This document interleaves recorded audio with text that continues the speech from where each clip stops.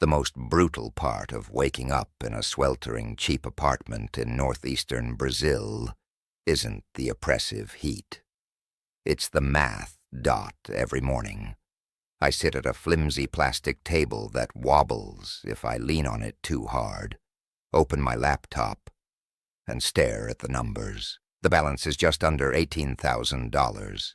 That is everything I have left in the world.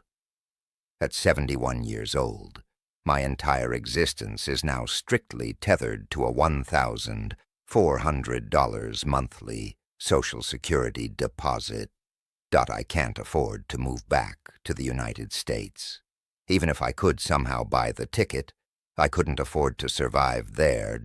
My 2 adult children, back in Ohio, think I'm living out my golden years as a wealthy expat in a beachfront penthouse, enjoying the rewards of 40 years of hard work. I let them believe that. I only text them on holidays and birthdays now.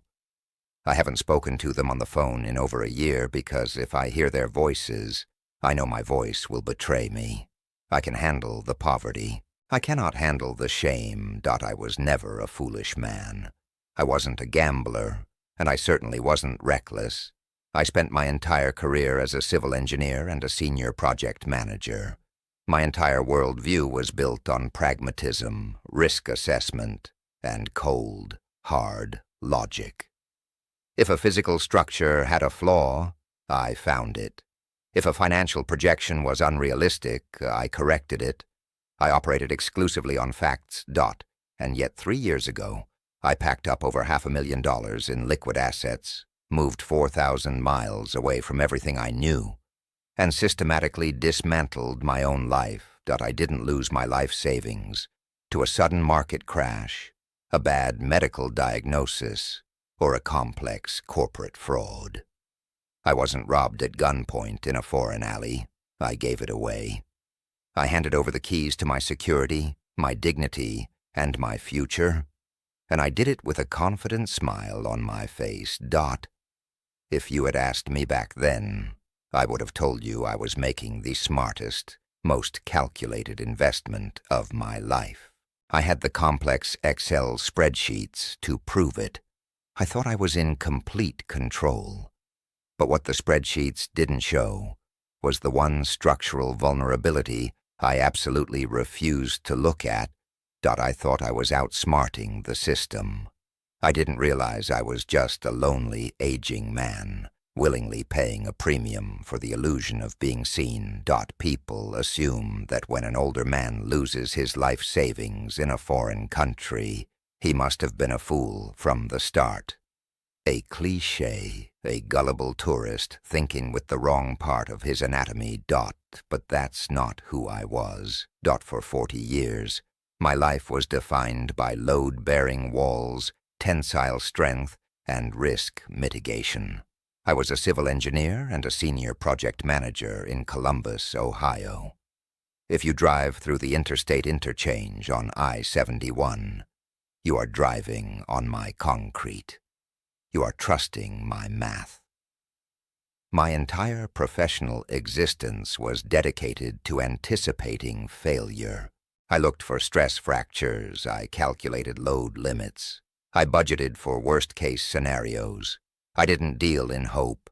I dealt in steel, concrete, and empirical data. I treated my personal life with that exact same clinical precision. When my marriage ended 15 years ago, there were no shattered plates or dramatic court battles. It was a clean, logical dissolution of a partnership that had simply run its course. My 2 kids grew up, moved to different time zones, and settled into their own busy lives. We had a perfectly acceptable relationship, which means they called me on Thanksgiving, Christmas, and my birthday. I didn't complain. I told myself that was just the natural order of things. Then, 3 years ago, I retired. And for the first time in my life, the math terrified me. I sold the 4-bedroom suburban house and downsized to a sensible apartment. I consolidated my 401k. When the dust settled, I had exactly $550,000 in liquid assets. To a 20-year-old, $500,000 sounds like a fortune. To a 68-year-old man looking down the barrel of 2 decades without a paycheck, it is a ticking clock. I built the spreadsheets. I factored in property taxes, inflation, a conservative 4% withdrawal rate, and the inevitable cost of American health care. The conclusion was undeniable. I wasn't going to starve, but my life as a respected upper-middle-class professional was over. I was going to spend my final years counting pennies, cutting back on heating, and quietly declining into obscurity. But it wasn't just the money. It was the sudden crushing silence of that apartment every morning. I woke up to the gray skies of a brutal Ohio winter, and nobody needed me. Nobody was waiting for my signature on a blueprint. Nobody was asking for my guidance. I had spent 4 decades being the man in charge, the provider, the authority in the room. Now I was just another invisible senior citizen, pushing a shopping cart through a frozen grocery store aisle. I couldn't accept that. I desperately needed a second act. I just wouldn't admit it out loud. Instead, I approached the problem the only way I knew how, like an engineer. I didn't tell myself I was running from loneliness. I framed it entirely as a fiscal inefficiency that needed to be optimized. I spent weeks analyzing global cost of living indices, currency exchange rates, and real estate markets. The data pointed to the northeastern coast of Brazil, specifically a warm coastal city called João Pessoa. The plan was structurally flawless. By leveraging the exchange rate, my modest American retirement fund transformed into genuine wealth. I could rent a beachfront apartment, eat at the best restaurants, and live purely off the interest without ever touching the principal. I would be a respected expatriate. I was taking back control. It was a perfectly logical decision, backed by irrefutable numbers. I packed my bags, wired my funds, and left the cold behind. I thought I was outsmarting the American economy.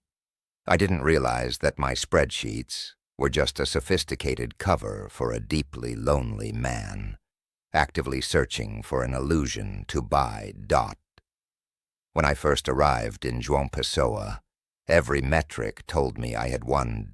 Within a week, I had signed a lease on a modern, sun-drenched apartment in the Tambau neighborhood, right across from the beach. The floor-to-ceiling windows looked out over the Atlantic Ocean. The monthly rent, which would have barely secured a cramped studio in a bad zip code back in Columbus, was a mere rounding error in my budget here. The exchange rate was holding exactly where my models had projected. For the first 2 months. The validation was intoxicating. My spreadsheets weren't just theoretical anymore. They were a living, breathing reality. I was surviving entirely on a fraction of my interest. My capital was untouched. I had successfully engineered my way out of a depressing, penny-pinching American decline. I settled into the routine of a wealthy expat. I woke up every morning, brewed a pot of strong local coffee, and sat on my balcony watching the boardwalk come to life. I spent my afternoons walking the shoreline, practicing Portuguese on my phone, and eating at upscale seafood restaurants. The waiters quickly learned my face. They pulled out my chair and called me Senor Arthur, with a slight deferential nod. I felt respected. I felt like a man of substance. But there is a fatal flaw in building a life based entirely on financial efficiency. Math does not provide a purpose. By the 3rd month, the novelty of the tropical sun began to burn off, and a familiar, terrifying silence started to creep into my pristine apartment. It wasn't the freezing, gray silence of Ohio, but it was just as hollow. I would sit in my beautiful living room, surrounded by custom furniture, and realize I hadn't spoken a single meaningful sentence to another human being in 5 days. I was living in paradise, but I was a ghost. The waiters who smiled and called me Senor Arthur were being paid to do so. The other Americans I occasionally encountered at the local sports bars were mostly loud, cynical men drinking away their alimony payments. Men I wanted absolutely nothing to do with. I didn't want to just exist comfortably until I died. I had spent 40 years building infrastructure, managing large teams, and solving complex structural problems. I was a man who fixed things. I was a provider. I was the authority in the room. Here, nobody needed me to solve anything. If I dropped dead on my balcony tomorrow, the only thing that would change in the world is that a Brazilian landlord would have an empty unit to clean. I refused to admit I was lonely.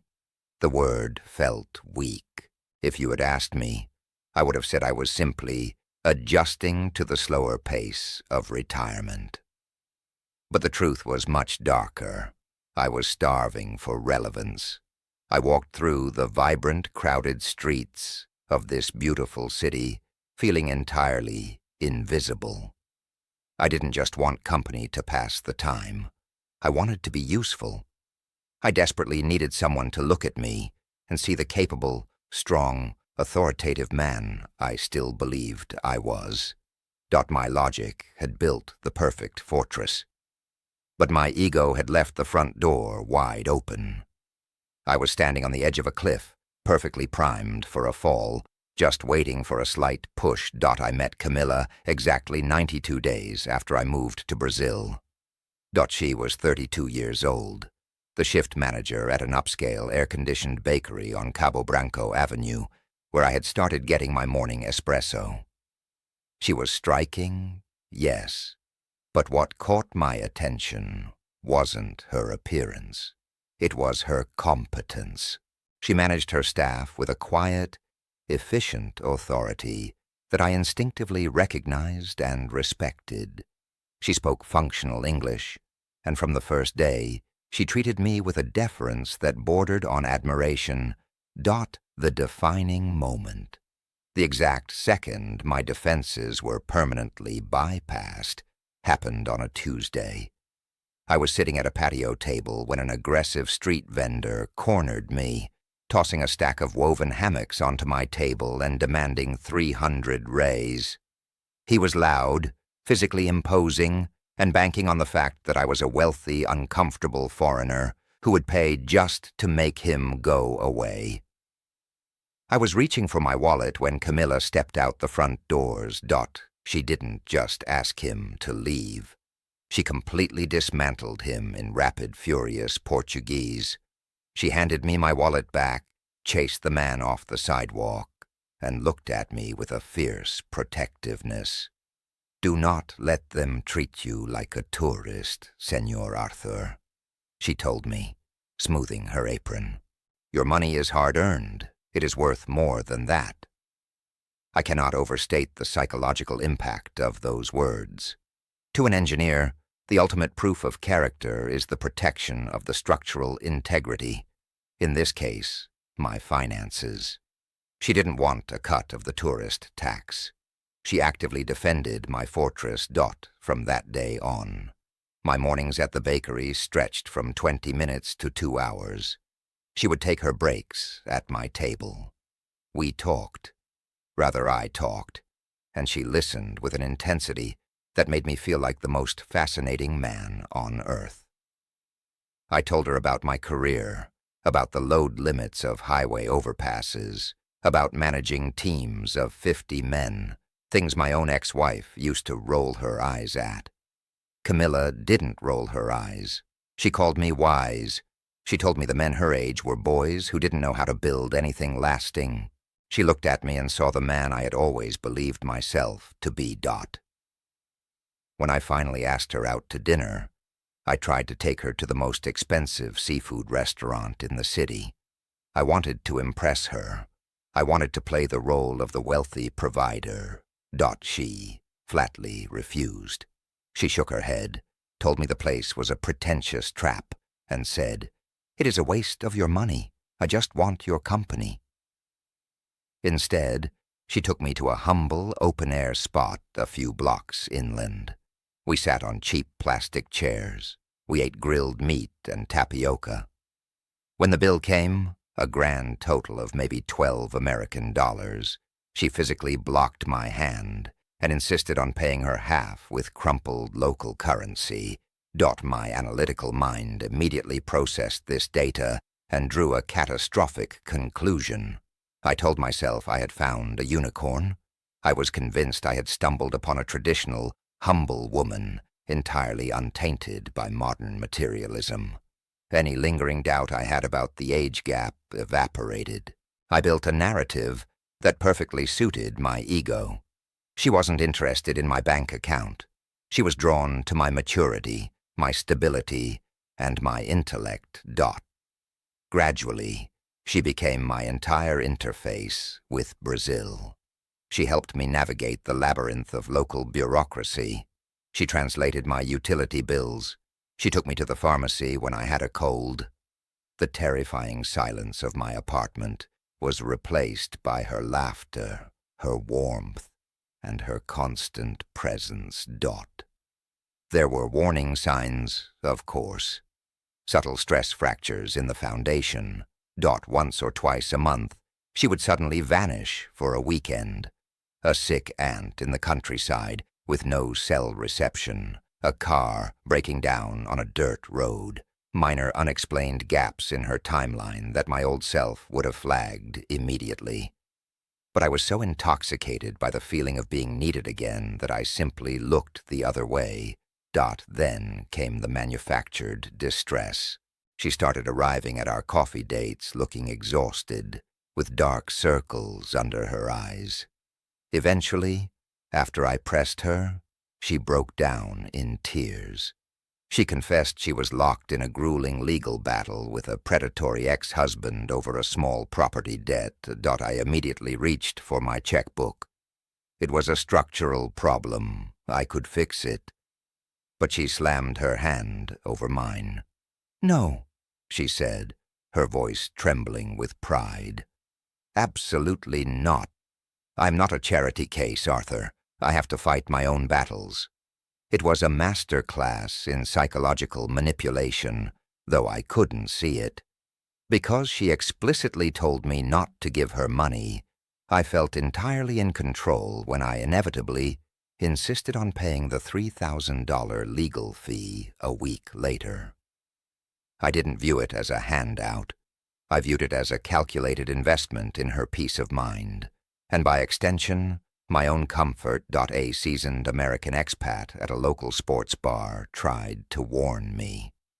He pulled me aside one afternoon and told me he had seen Camilla around before, that she had dated 2 other older foreigners who had abruptly packed up and left the country. I didn't just ignore him. I pitied him. I categorized his warning as the bitter jealousy of a cynical alcoholic who couldn't comprehend a genuine connection. I was an engineer. I was a project manager. I knew how to assess risk, and I knew how to read people. I was the one in the driver's seat. I didn't realize that my desperate need to be the hero had already blinded me to the fact that I was actively building my own trap. Brick by brick. By month 4. My apartment was no longer silent. Camilla moved in, bringing with her the scent of garlic, fresh cilantro, and a life I thought I had aged out of. She didn't just occupy the space, she managed it. She cooked my meals, she organized my schedule, she directed the cleaning staff with the same quiet authority I had first admired at the bakery. For the first time in 15 years, I felt like a patriarch. She would sit on the balcony with me in the evenings, resting her head on my shoulder, talking casually about where we should travel 5, 10, 20 years from now. 20 years. To a 68-year-old man looking down the barrel of obscurity, The promise of 20 years of relevance is the most intoxicating drug on earth. As my world with her expanded, my world outside of her quietly, systematically shrank. It happened so smoothly, I barely registered the contraction. It started with the other Americans. If I mentioned meeting an expat at the sports bar, she would visibly tense up. She told me they were disrespectful. She said they treated Brazil like a cheap playground, that they were cynical and toxic. "You are not like them, Arthur," she would say, adjusting my collar before we went out. "You are a man of culture, a builder. They only drag you down." I didn't argue. In truth, my ego loved hearing it. I did feel superior to the divorced guys drinking away their afternoons and making crude jokes. So I stopped going to the bars. I stopped returning their texts. I convinced myself I was upgrading my social circle. Without realizing it, I was severing my only independent links to the outside world. I became entirely dependent on Camilla for my social life, for translation, for everything. I wasn't an independent expat anymore.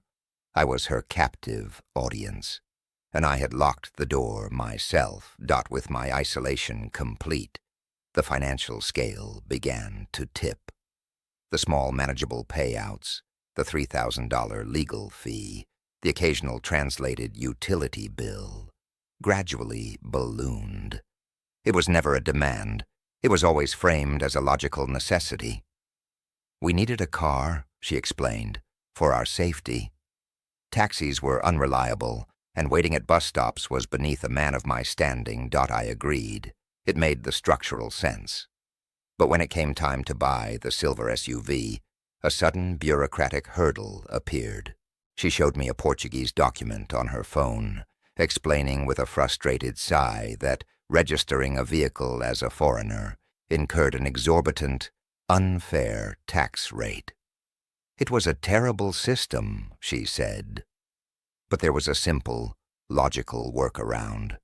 We just put the title in her name. The old Arthur, the senior project manager who demanded triple-signed change orders for a $50 concrete overrun, would have frozen the transaction immediately. I would have hired my own lawyer. I would have demanded the raw data. But the new Arthur, the man terrified of losing the warmth in his apartment, simply nodded. I wired $42,000 to a local dealership, and Camilla drove home in a car she legally owned. Looking back, the warning signs were flashing like emergency strobes. There were the sudden family emergencies, a sick aunt, a broken water pipe that still pulled her away for random, unexplained weekends. There was the complete lack of any assets to her name, despite being a supposedly hard-working manager. There was the undeniable mathematical reality that my money was slowly converting into her property. People ask how I could be so blind. But I wasn't blind. I saw the stress fractures. I simply chose to pave over them. Admitting the flaw meant condemning the entire structure, and I could not bear the thought of tearing down the life I was building. I justified every red flag through the lens of my own arrogance. I told myself I was optimizing our resources. I told myself I was acting as the CFO of our shared life.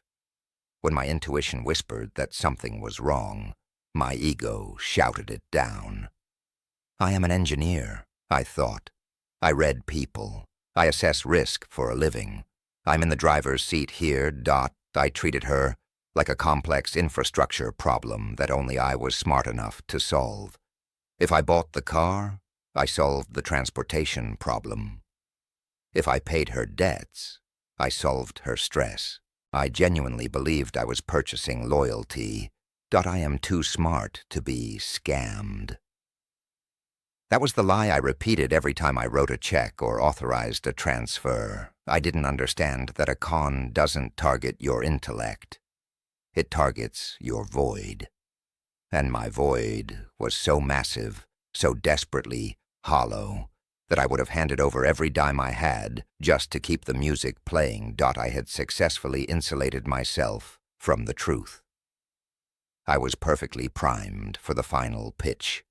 The leap from paying legal fees and buying a car to completely liquidating my future didn't happen overnight.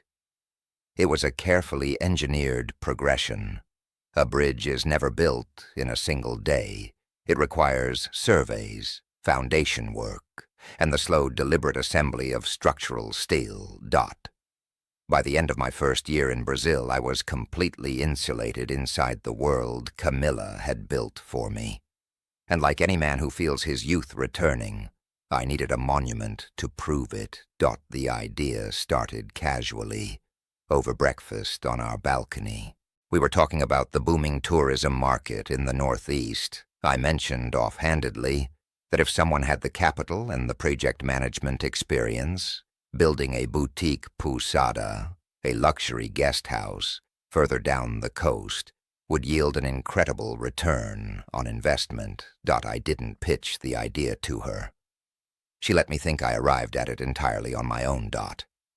Within a month, it wasn't just a hypothetical conversation. We were driving 2 hours south in the silver SUV I had bought, walking across a massive, untouched plot of coastal land. The ocean breeze was warm, the palm trees swayed, and I stood there looking at the raw dirt, doing what I had done my entire life. I was calculating square footage, estimating material costs, and visualizing elevations.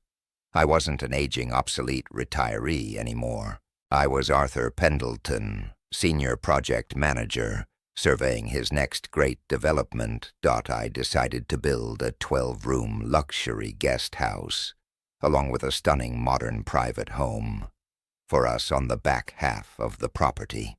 It was going to be my legacy, an income-generating compound that would secure our lives for the next 30 years. Then came the structural hurdle. When we sat down with a local real estate broker, Camilla translated a grim reality. Brazilian law, she explained with a heavy sigh, made it incredibly difficult and prohibitively expensive for a foreigner to directly purchase rural coastal land.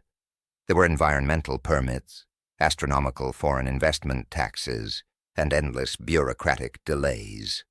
"We can hire lawyers, Arthur," she told me, looking deeply frustrated. "But it will take years, and they will drain your capital in fees. It is how the system robs outsiders." She didn't suggest the alternative. She just laid out the problem and waited for me to engineer the solution. And I did. I proposed the workaround myself, feeling like a brilliant tactician outsmarting a rigged system. We would form a local construction company and buy the land, but legally, the deed and the corporate entity would be entirely in her name. I would fund the project. She would be the legal proxy. It was the point of no return. To execute this, I had to move $350,000, the vast, overwhelming majority of my remaining life savings, into a local joint bank account where she had full withdrawal authorization. Did an alarm go off in my head? Of course it did.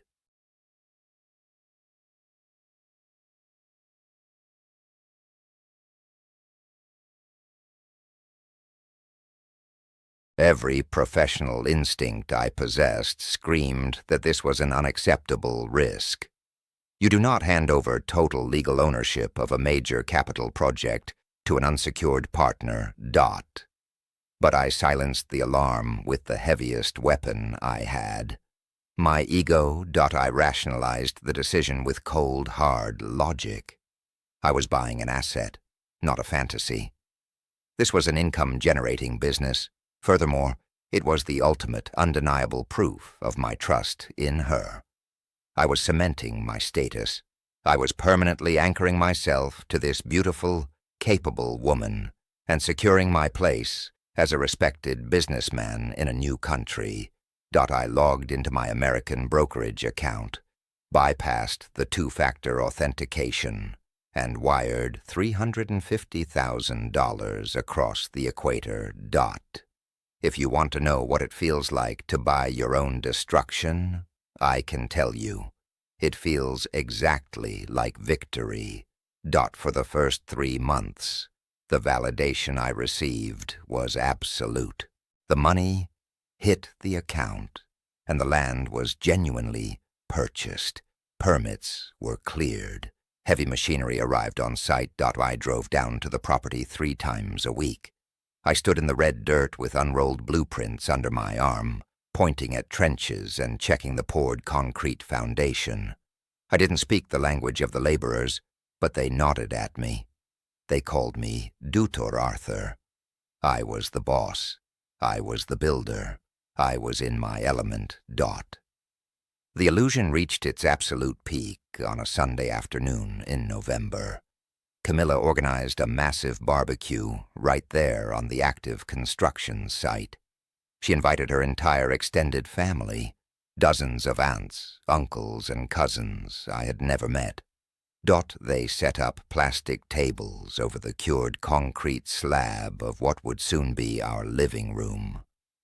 There was loud music, roasting meat, and cold beer. I sat at the head of the main table. Camilla stood up, clinked her glass, and gave a speech in Portuguese. I only understood fragments, but I understood the way her family looked at me. They looked at me with reverence. Then she switched to English, just for me, her voice thick with emotion. "To my husband," she said, raising her glass, "the smartest man I know, the builder of our future, and the savior of this family." Everyone cheered. They came over and patted my back.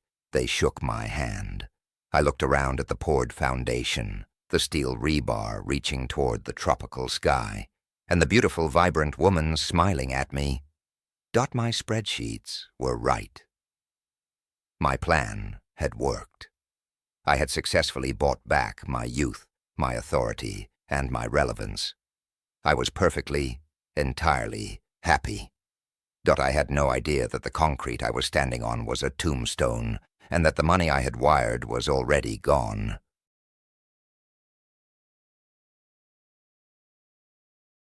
The collapse of a structure rarely happens without warning.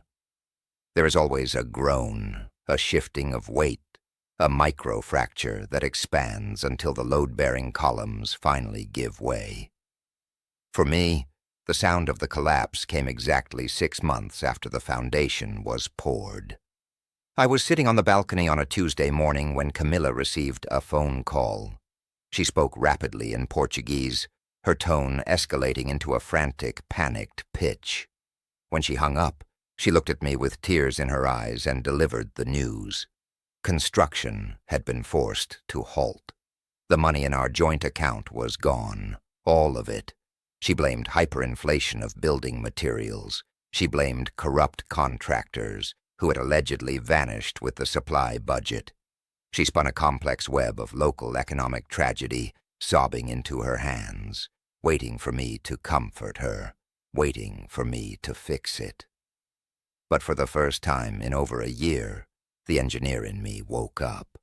I didn't comfort her. I went straight to my laptop. I pulled up the material costs, the labor rates, the concrete yields. I ran the numbers. You cannot burn through 350,000 American dollars on a foundation, a perimeter wall, and a few pallets of structural brick. The math was not just wrong, it was physically impossible. I didn't say a word to her. I grabbed my keys, walked out the door, and took a taxi 2 hours south to the property. I didn't announce my arrival. When I pulled up to the site, it was dead. The heavy machinery was gone. The scaffolding sat empty. I found the foreman smoking a cigarette near the perimeter fence. Through a translation app on my phone, I asked him where the materials were. He looked at me with a mixture of pity and exhaustion and typed his response. "We haven't been paid in over 2 months. The site is closed." I stood there in the red dirt, staring at the concrete slab where I had been hailed as the savior of the family just months prior. The heat was suffocating, but my blood felt like ice. When I returned to the apartment, Camilla was waiting in the living room. I didn't yell. I didn't throw anything. I simply laid a piece of paper on the table with my calculations and the foreman's statement. I asked her for the bank statements. The transformation was instantaneous, and it was terrifying. The deferential, warm, loving woman vanished in the span of a heartbeat. Her tears dried instantly. Her posture straightened. She looked at me not with guilt, but with absolute freezing contempt. She didn't apologize. She attacked. She accused me of being exactly like the other expats, a controlling, paranoid, abusive foreigner who didn't understand how Brazil worked. She said I was trying to suffocate her. She screamed that I had bought her with my money and now expected her to be my slave. It was a brilliant defensive maneuver. She packed her bags in less than 20 minutes, walked out the front door, and never came back. The next morning I went to the bank. The joint accounts were drained down to a few dozen reais. The withdrawals hadn't been large lump sums. They had been systematic, steady transfers to accounts I couldn't trace, carefully executed over the course of months.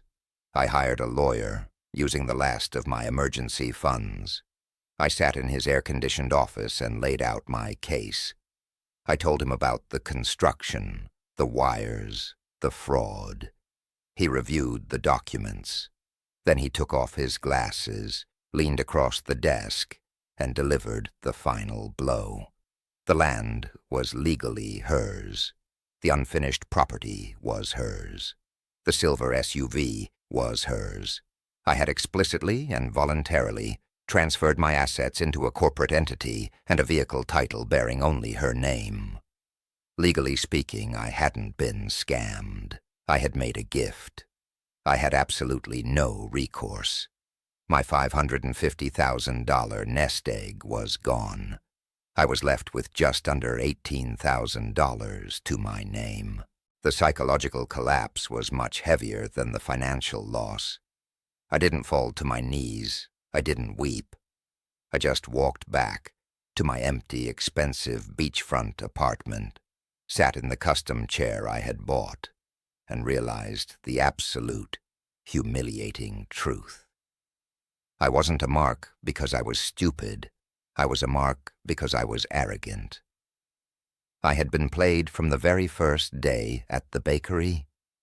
The aggressive street vendor she chased away, probably a friend of hers, the refusal to let me pay for dinner, a calculated investment to secure my trust, the legal debt, a test of my compliance. I saw every single red flag, and I actively chose to ignore them because the fantasy she was selling was exactly what I wanted to buy. I thought my money could purchase loyalty. I thought my intellect could insulate me from consequence. I believed the lie that a beautiful 32-year-old woman looked at a 68-year-old man and saw a god. Today I am 71 years old. I no longer live on the beach. I moved miles inland to a tiny, sweltering apartment with a wobbly plastic table. I survive strictly on my $1,400 Social Security check. I count pennies at the grocery store. I turn off the fan to save on electricity.